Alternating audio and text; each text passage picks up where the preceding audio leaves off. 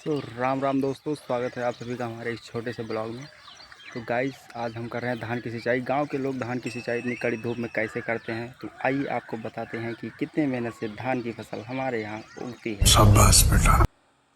तो भैया लोग, ये चल रहा है हमारा मोटर और इसमें हम बांधे हुए हैं एक बहुत ही बड़ी पाइप।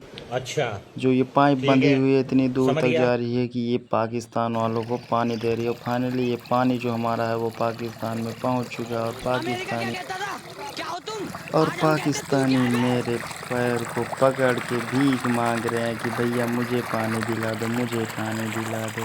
और जो इतना भरा भरा हुआ है पाकिस्तान, इनको मैं इनके ऊपर दया दिखाकर इतनी कड़ी धूप में इतनी मेहनत से इन सब बेचारों को मैं पानी दे रहा हूँ। तो फाइनली गाइस, ये लोग हरे भरे इसीलिए हो चुके हैं क्योंकि ये मेरी देन है और चारों तरफ यही दिखाई दे रही हैं।